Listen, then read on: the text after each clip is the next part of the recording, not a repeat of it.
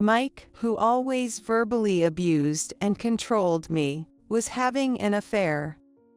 During a trip with his mistress, they both got into an accident. When I went to visit, Mike dropped an astounding line. My husband is so cold-hearted. He definitely won't take care of me now that I'm paralyzed from the waist down. Then, with full confidence, Mike declared, Don't worry, Anna. I'll have Rachel take care of both of us. What?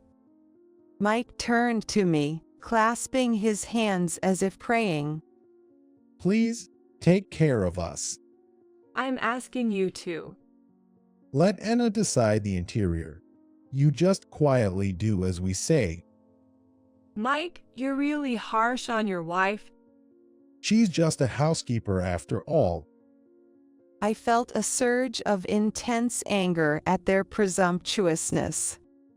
Take care of them, he says. How dare he say that? He didn't even wash a single dish when I broke my arm.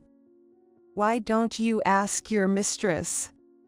I am Rachel, a 52-year-old homemaker.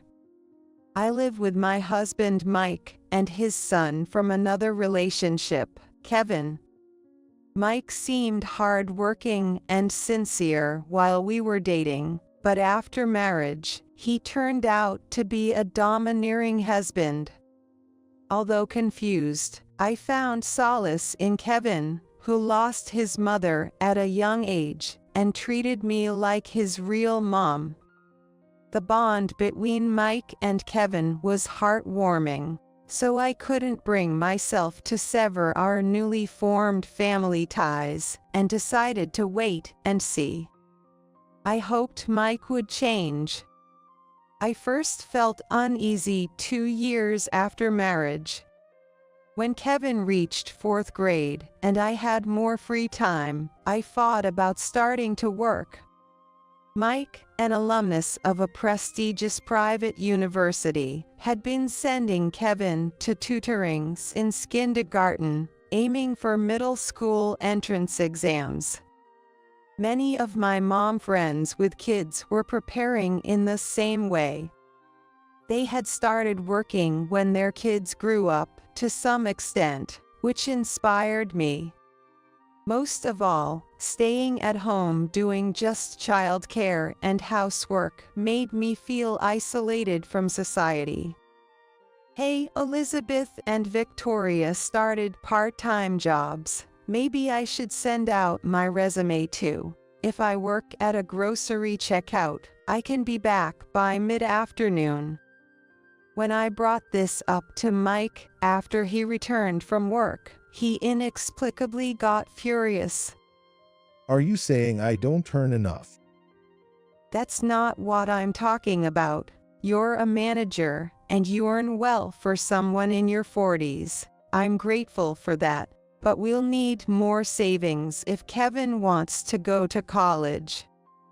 I couldn't understand why Mike was so angry. I tried to calmly persuade him. We can manage on my salary alone, right? For now, but if Kevin wants to go to an out-of-state college or live alone, we'll be stretched thin. He's planning to attend my alma mater.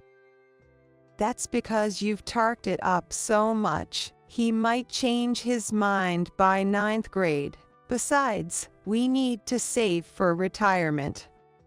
Then Mike scowled unpleasantly. Do you want to live luxuriously on a homemaker's budget?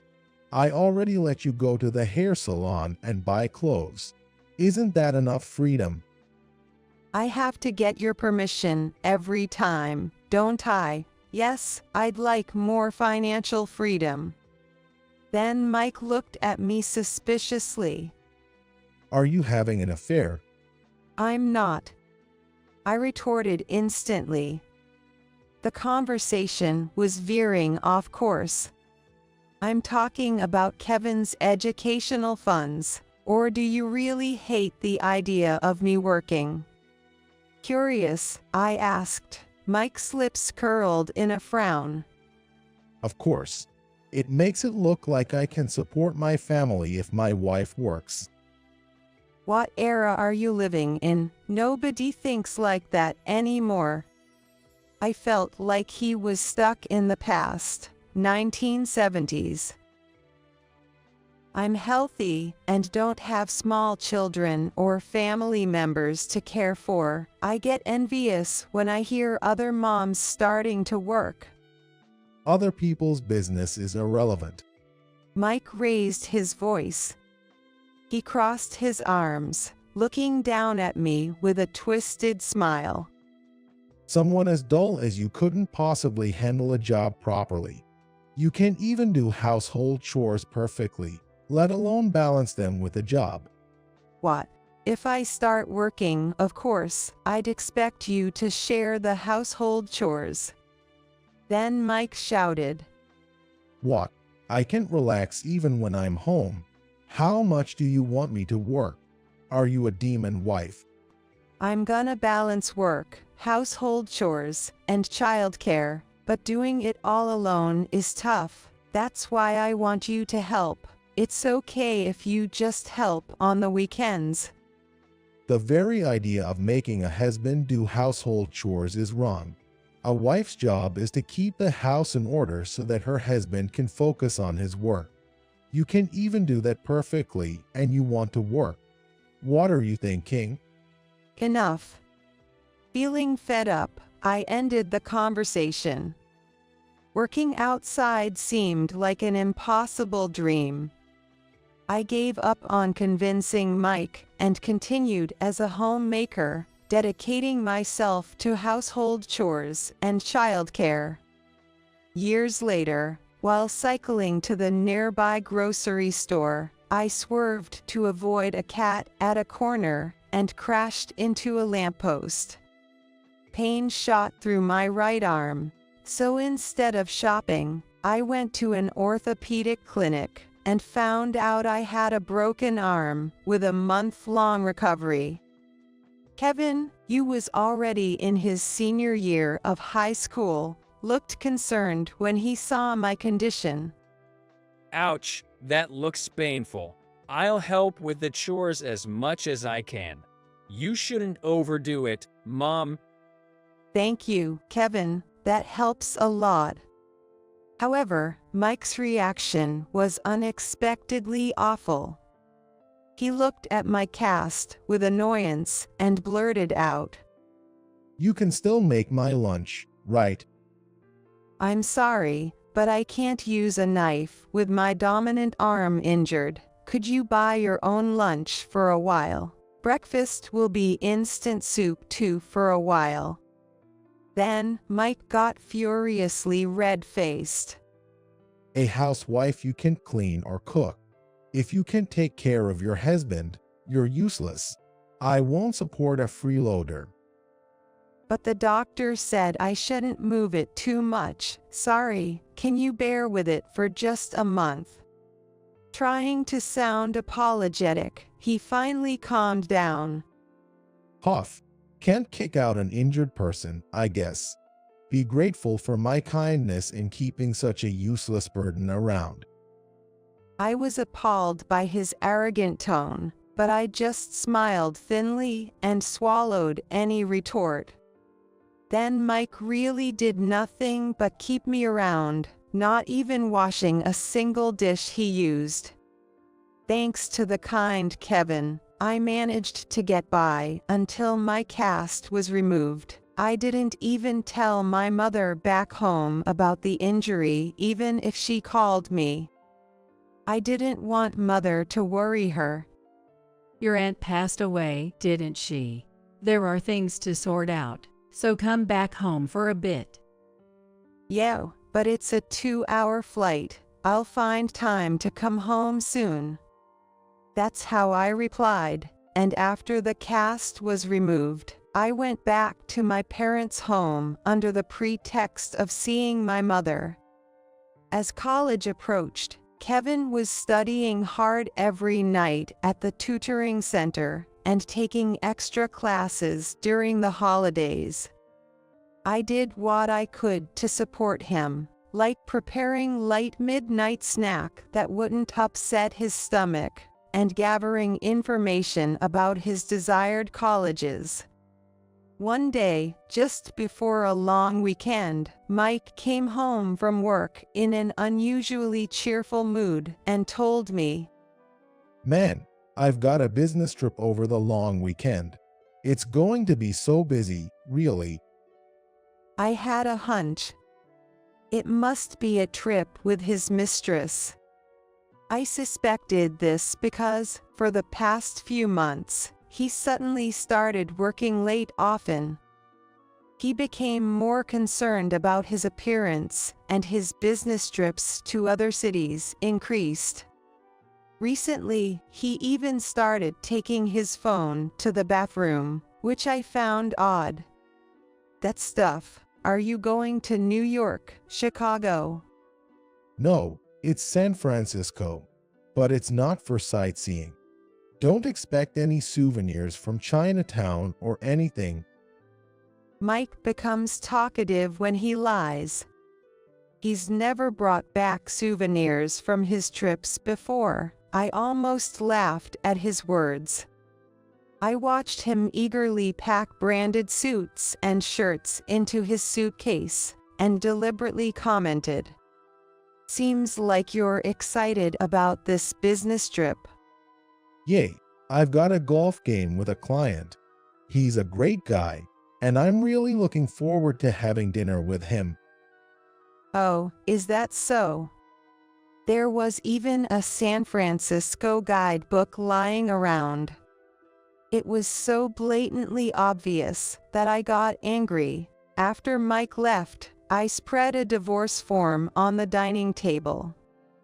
Recently, while he was asleep, I had unlocked his phone with his fingerprint and confirmed his affair. Only you for me. We need to be careful not to get caught by your wife. Let's lie about a business trip and meet in a hotel. I took photos of messages like these and sent them to my phone. There was no way he could deny it now. I plan to gather more evidence like photos of them together before confronting him with divorce, especially because I didn't want to upset Kevin before his exams. While tidying up the house, I received a call from an unknown number. It was from the emergency center of the city hospital. Are you Mike Henderson's wife? Yes. Your husband has been in a car accident and is severely injured. I gasped. There is no immediate threat to his life, but he needs emergency surgery. Can you come now? Understood. I was surprisingly shaken. Even though my affection for him had faded, it seemed I still cared. I quickly prepared some clothes and toiletries for his hospital stay and rushed to the center. When I arrived, I was immediately taken to see Mike. He was barely conscious, not even recognizing me. Blood seeped through the gauze on his forehead, and one side of his face was swollen and bruised. A doctor soon told me shocking news. We did a CT scan and found that your husband has a spinal injury. Even with surgery, there's a high chance he will be paralyzed from the waist down. Really? Please proceed with the admission process. Certainly. I stepped out into the hallway where a police officer was waiting. I wanted to know about the accident, but the other person in the car with Mike had been taken to surgery, and neither could talk. As the officers left, I asked, "What about the other person in the car?" It was a woman in her 30s. I thought so. I was slightly shocked, even though I had expected it. It must be his mistress. That night, Mike underwent surgery to repair his spinal injury. Some functions were restored, but he was left with lower body paralysis. I took care of the admission and surgery procedures, but couldn't bring myself to visit him afterward, asking Kevin instead. However, there was a day Kevin couldn't go, and only on that day, I packed Mike's clothes in a bag and went to the hospital. When I saw Mike for the first time in a month, he seemed surprisingly upbeat. I was shocked as I thought he would be distressed about his paralysis. He had started rehabilitation, and if things continued well, he could be discharged next month. That meant our house needed to be remodeled. Our home, an older house, had steps and narrow hallways, making it inconvenient for wheelchair access. He would get disability benefits, and it was possible for him to work from home. So money wasn't an issue. However, the thought of having to care for Mike weighed heavily on me. With this situation, it felt harder to bring up divorce, like I'd be abandoning an injured person. As I was about to leave after just handing over his clothes, Mike asked me to join him in the conversation room. Thanks for coming. Let me treat you to a coffee as a thank you. That's okay, you don't have to. Don't be shy now. I was puzzled and a bit worried. Was he okay? Did he hit his head and go crazy, offering to buy me coffee? But the mystery cleared up when we went to the lounge. In a deserted room, there was a woman in a wheelchair, just like Mike, waiting for us. Anna, it's been a day. Mike, I've missed you. Been so busy with tests and rehab, hardly got to see you. Seeing Mike act all sweet, I tensed up. Ah, so she's the woman. Indeed, they were in a car accident while out on a date. I watched them hug, leaning forward in their wheelchairs, with a disgusted look in my eyes. What's he thinking, bringing me and his mistress together? Mike, you're so lucky to have a caring son. You'll be in good hands even after you leave the hospital. Anna sighed. My husband's so cold, he'd never take care of me now that I can't use my legs. Then Mike boasted confidently. Don't worry, Anna. I'll have Rachel take care of both of us. What? While Anna and I were surprised, Mike turned to me, pleading with his hands together. Please, take care of us. Got right. Taking care of one or two's the same, isn't it? Anna agreed, mimicking Mike's gesture. Please, Rachel, and hey, while we're at it, make our room cute when you renovate for accessibility. Can't stand living in a tacky room. Yeah, right. Hey, let Anna decide the interior. Rachel, you've got the worst taste. Just listen to what we say. Mike, you're harsh with your wife. Of course, she's just a maid, after all.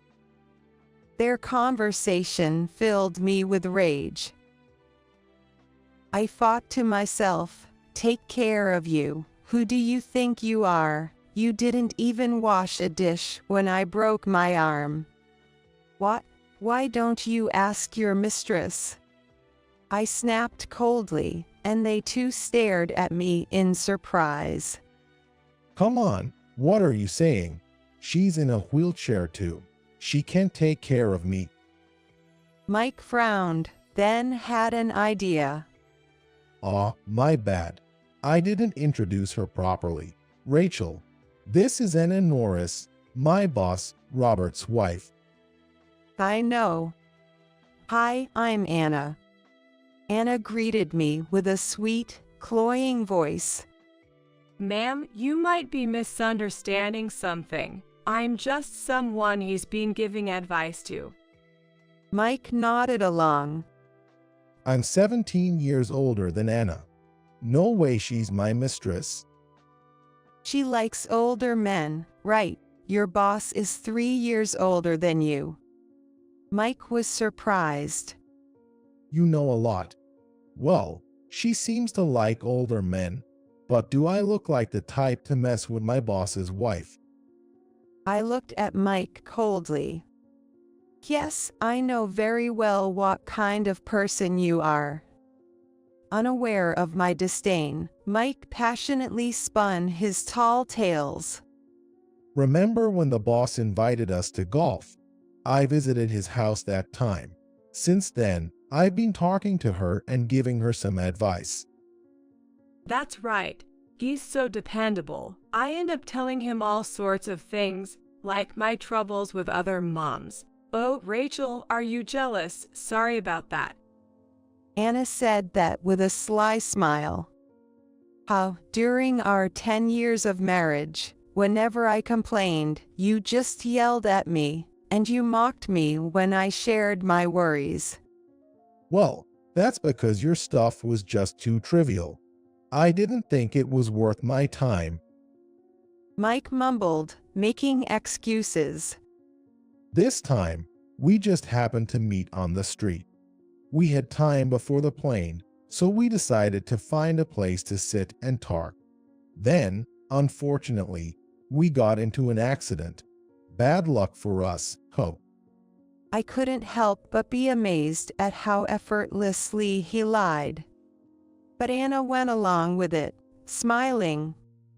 Really? We just wanted to have tea and talk, then this accident happens. But now that Rachel will take care of us, I feel relieved. Anna sent me a flirtatious look. Don't make decisions on your own. I never said I'd take care of you both. I snapped back, and Anna let out a mocking laugh with a low voice. But Rachel, you're taking care of Mike's son, aren't you? If you can take care of a child who's not your own blood, you should be glad to take care of me, his boss's wife, right? Of course she is. Right, Rachel? I've been supporting you for these 10 years. It's only right you take care of me and Anna now as a way to return a favor. I was speechless at his absurd logic. Just a friend you're consulting, huh? Even a middle schooler could come up with a better excuse. I glared at them both and spat out. Why don't you just admit it? You've been cheating. Cheating? Where's your proof? Mike's voice cracked. He was clearly flustered. Yay, if you think we're more than friends, show us the proof. I pulled out my phone, showing them the intimate conversations and photos of Mike and Anna in bed together, making Mike turn pale. You, snooping through my phone. That's low. Even for spouses, there are things you just don't do. You're one to talk about being low. Our son is working hard studying for his exams, and you're cheating with your boss's wife. You're the worst father. Shut up. You're not even his real mother, so don't act all high and mighty. Mike's words stung. True, even though I love Kevin like my own son, I can't compete with his blood father, Mike. My hesitation to divorce stemmed from the fear, what if Kevin chose Mike over me? As I bit my lip, the sound of wheels echoed down the quiet hallway. A nurse pushed in a bed, heading our way. The nurse stopped the bed next to me. I glanced at the person lying there and screamed out loud. Robert. Huh, Robert? Mike exclaimed in a baffled tone. And he hurried over in his wheelchair. Robert, I'll be back for you in 30 minutes. Understood. Thank you. After the nurse bowed and left the lounge, Robert used the bed's reclining feature to sit up. I was surprised. I heard you were discharged, so I didn't expect to see you here at this hour. Haha, sorry to startle you. Robert laughed, shaking his shoulders. I told Anna about it. Didn't want her to run away, so I made sure she didn't tell Mike. I heard you had a full body bruise. Did they find something else wrong? Yeah, I felt worse last night. They admitted me to take another CT and MRI, just to be safe. Were you injured too? Mike sounded puzzled, and Anna made a guilty face. I wondered to myself, hasn't Mike heard from Anna about this? I had heard from a police officer on the day of the accident. The reason Mike was seriously injured was that he crashed into a car stopped at a red light at high speed. And I had received a call from Robert himself, who was the other party involved. It turned out that Robert was the one Mike hit, and his wife was in the passenger seat with Mike. From Anna's reaction, it seemed like Robert had come to visit her.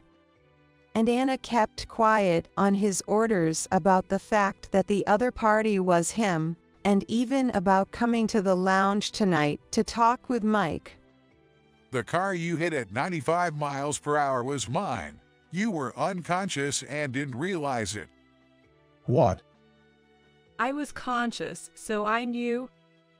Anna said, sounding annoyed, and Mike's eyes widened. Then why didn't you tell me? When the accident happened, I did say, it's my husband's car. Not that. I mean, we even had a date here the day before yesterday. Right. You should have told me then. If I had told you, my husband said he would demand $50,000 for infidelity. Anna snapped back. Until just now, she had seemed so sweet, but now she was screaming like a demon. I never intended to divorce my husband. It was just a fling with you. But because of your mistake, my husband found out, and now look at the state I'm in. I'm still young, and my life's a mess. Divorce is certain. It's all your fault. How are you going to make this right? Anna. Mike looked at her with fearful eyes. I'm sorry. It's all my fault. So, I'll forgive the alimony as a substitute for divorcing Anna. But of course, I'll be billing you. Pay up the $50,000. Robert said with a wicked smile. And Mike, your insurance had expired, right? You'll compensate for the medical expenses for me and Anna, and the $200,000 BMW you wrecked, right? Of course you'll pay, right? I asked you to drive slowly, but you had to show off and speed like that. Stupid. Anna blamed Mike in a sharp tone. And while I'm at it, let me tell you something. All you do is brag about your son. It's so annoying. Anna twisted her face. You talk about him having the same elite qualities as you, getting into a national university after middle school exams, but who cares? For a manager, you're stingy with gifts, and the hotels and restaurants you choose are second-rate. I thought being married to someone like you would be lame, and I was right. What did you say? I don't want to be lectured by a woman who cheated with him. I quickly retorted. He's just high on himself, thinking I'm so attractive to my boss's wife. It was just about looking cool to any young, pretty woman. That's why you drove recklessly, right? Mike looked down guilt-illy, as if I had hit the nail on the head. If he really cared about you, he would have driven more carefully. And to think you're making me deal with your mistress, too, what a bad joke. Shut up. Mike snapped at me, then hesitantly spoke to Anna. Anna, you're divorcing Robert, right? So, it's no problem if you're with me. He persisted even now. No way. Anna rebuffed him.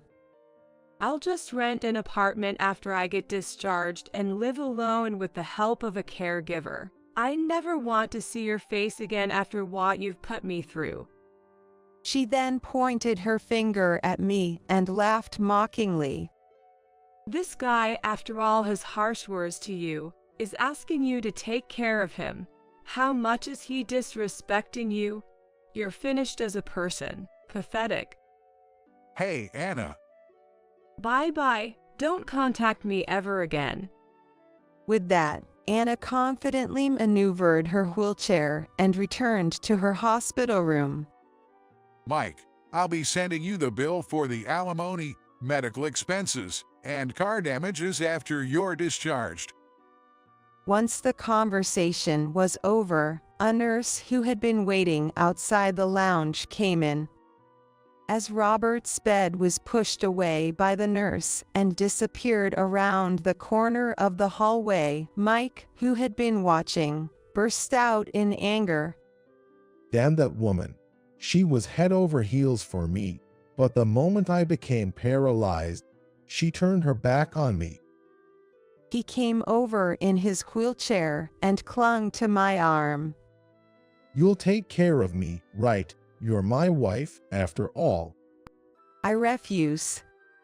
I pulled out a divorce paper and a pen from my bag and slammed them on the table.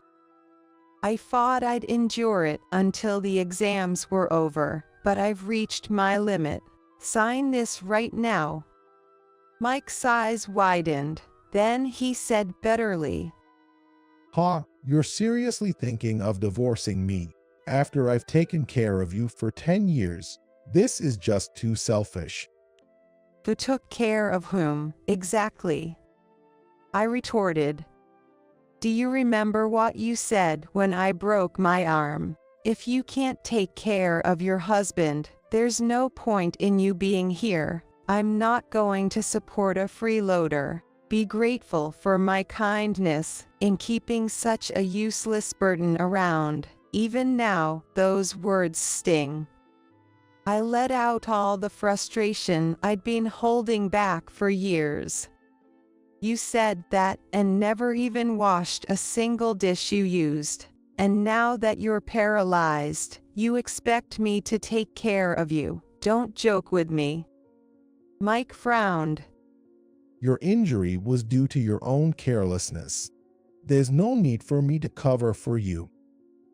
Well, then, since your injury was due to your own carelessness, I don't need to take care of you either. Fine, I get it. I'll sign the damn thing. Mike scribbled his signature on the divorce paper in frustration. Don't come crying to me later. I'll never remarry you. Sure, Kevin, what's wrong? Visiting hours are almost over. I was puzzled when Kevin rushed into the lounge. Without responding, Kevin hurried to Mike and shouted unusually loudly.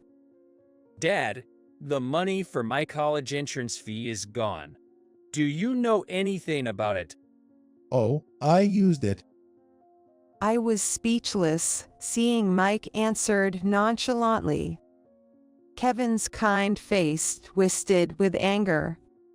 Are you serious? Taking money from someone else's savings, that's messed up. Did you spend it on your mistress? I asked him, feeling incredulous. Mike admitted it without hesitation. Yeah. What's wrong with a parent using their child's money? Kevin and I stared at Mike. Do you even realize what you've done? I'm the father. I can do whatever I want. Mike's smug smile sent chills down my spine. Anyway, how are you going to survive without me? What company would hire a 52-year-old housewife?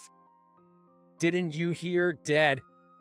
Kevin said with a mix of astonishment and disgust. Mom just inherited $1 million from her late aunt. Really? What? Kevin, you spilled the beans too early. I said that laughingly. Well, that's how it is. Oh, but I'll still be asking for alimony, so make sure you pay up. Heck, fine. Kevin, I'm counting on you to take care of me after I'm discharged. Mike tried to smile at Kevin, his voice shaking. Even if we're divorced, we're still father and son. You'll be taking care of me for the rest of your life, okay? Seriously, after you squandered my money, you have the nerve to ask me for help. What are you thinking? Kevin said with a cold smile. Besides, I'm going to a college out of state, so it's impossible. What? No, you're supposed to go to my alma mater, right? I changed my plans a long time ago. I tried to tell you, but you were too busy working to listen. That's not true, Kevin. He was too busy flirting with his mistress. Oh, right. In the end, family didn't matter to you. That's not true. Mike exclaimed in panic. I've always cared for you guys. Sure, I had an affair and spent our savings on that woman, but you and your mom are what matter most. I worked hard and gave all my salary to Rachel, didn't I? That's the least you could do. Nothing to brag about. Kevin retorted firmly. Since we're at it, I've always hated how you treated Mom, ever since I was a kid. What? Really? Of course, it's better when parents get along. My friends' families all share chores, but at our house, you just bossed everyone around. Mom loved me even though we weren't blood related. I loved her a lot. Then why were you so mean to her? Didn't you marry her because you loved her? I never understood that. Kevin. I saved my part-time earnings instead of spending them, and you just used them up and now expect me to take care of you? After how coldly you've always treated Mom, how can you say that to her? Kevin, did you really think of me that way? Mike stammered. We used to be close, right? You love me more than your non-biological mother, don't you? Even if we are blood related, I won't want a father like you. Mom's enough for me. It might be tough because of your condition, but I don't want anything to do with you anymore. Handle your own problems. You're right, Kevin. He's so lacking in parental awareness. It's poo, even his own son can't stand him anymore. Leaving a dazed Mike in the lounge, Kevin and I went home together, feeling closer than ever. Mike, who had an affair with his boss's wife on a whim, was forced into divorce by me and disowned by Kevin, ending up all alone.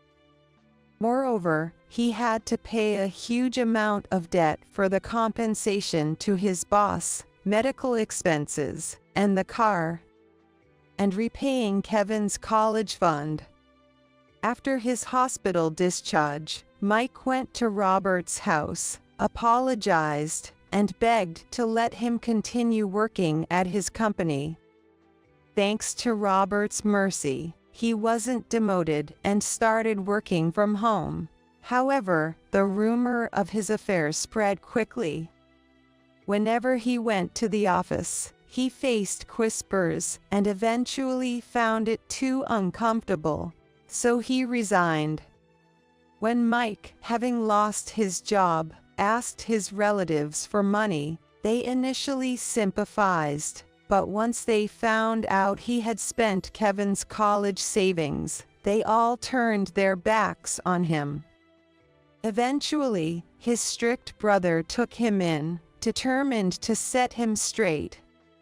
Meanwhile, Anna, kicked out after the divorce, rented an apartment from a relative and started living alone.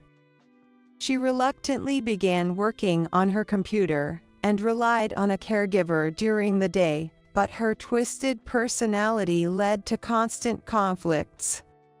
Refused by many, in the end, only the rudest caregivers would come, and Anna spent her days being scolded and crying. Finally free from Mike, I used the inheritance from my aunt and alimony from Anna to fund Kevin's college education.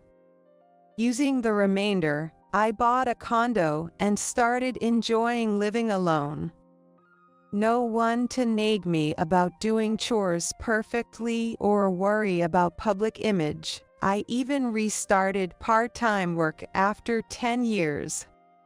I'm living busy but fulfilling days. When Mike learned about my life, he sent me an unbelievable message recently.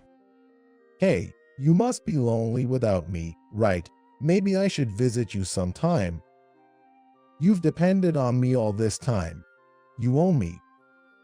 I blocked him after his relentless messages. He must have asked Kevin for my address. Eventually, he showed up at my condo in a taxi, lurking around, so I called the police and had him arrested.